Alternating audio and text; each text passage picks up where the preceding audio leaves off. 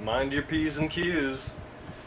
Kind of sounds like an old literary term, like watch what you say, which it basically does mean that. It means behave. But it actually comes from Old English pubs, where ale was served in pints and quarts, and if ever a customer got drunk and crazy and unruly, they would tell them to mind their pints and quarts, or, you know, don't drink as much, behave. So that's where mind your P's and Q's comes from. Something good to know for next time.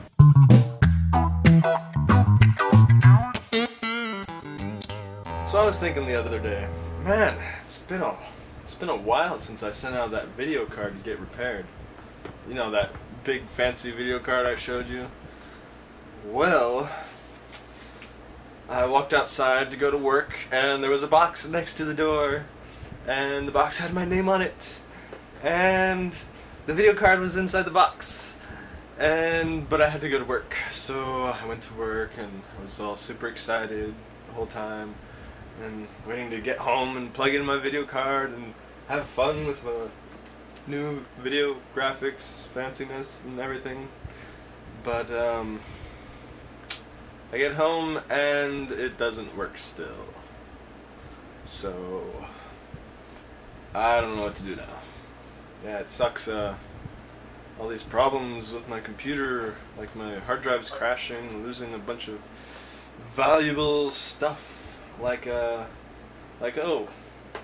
couple of songs that I wrote and recorded and saved on my hard drive. They're just completely gone, like they didn't exist. And there's this one techno song that I wrote, just for fun, but it was pretty cool. I liked it. And I used a little snippet of it inside of my M99.5 commercial.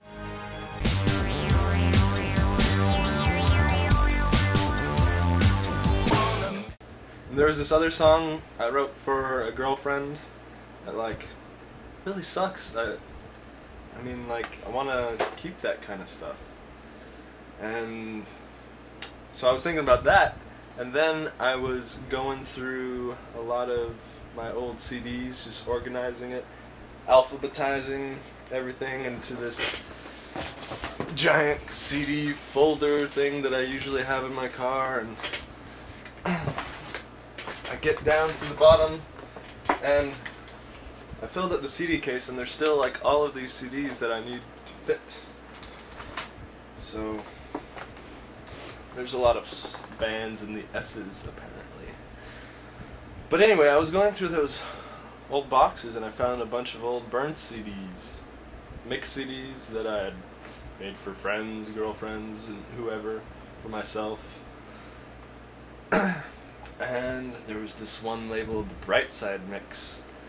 I remember right after high school I was super depressed because I'd just broken up with my girlfriend again, and it was one of those super long relationships, and it's right out of high school, so everything's supposed to be exciting and fun, you know. And I made this mix CD called Post-High School Depression. It was great. It was all these depressing songs that reminded me of depressing things, and oh yeah, it was wonderful. Then about a year later, after about half a year later,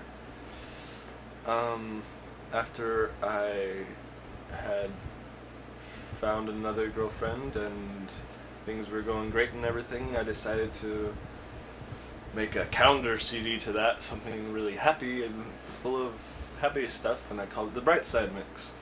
Should watch the road, probably. Night after night, my heartbeat shows the fear. Goes to near and fade away. Come back another day.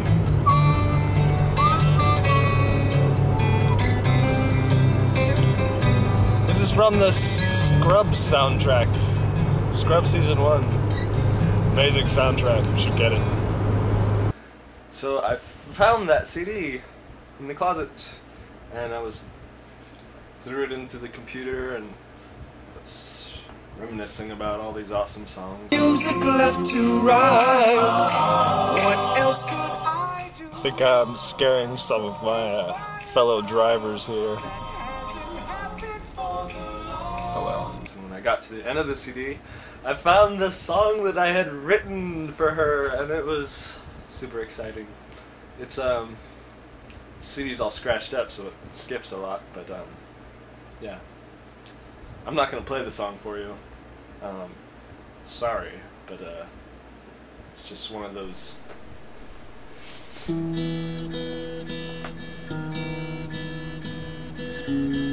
Oh, another thing I found while I was digging through old papers and boxes and stuff, I found some more brain crack. Woo! Exciting stuff. This is actually, after I read this, I'm like, whoa, did I write this? This is a really good idea. It's I guess I didn't finish it.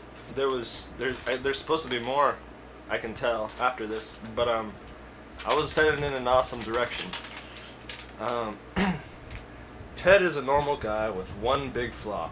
He's very forgetful. Information just seems to go in one ear and out the other. In fact, if it weren't for the constant attention of his stoner roommate, Kenny, Ted would barely be able to dress himself in the morning. As it is, he's constantly retaking classes at college just because he can't retain information. One semester, he's enrolled in a class with a beautiful girl who, unknown to her, has distracted all of his attention. He discovers that whenever she's near, he remembers everything. Every word of every lecture and every detail of his surroundings.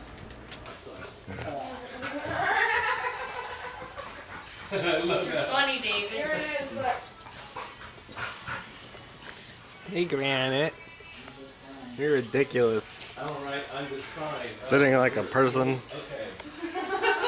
You just do that? I'm just fine. Hey, Granite. Look.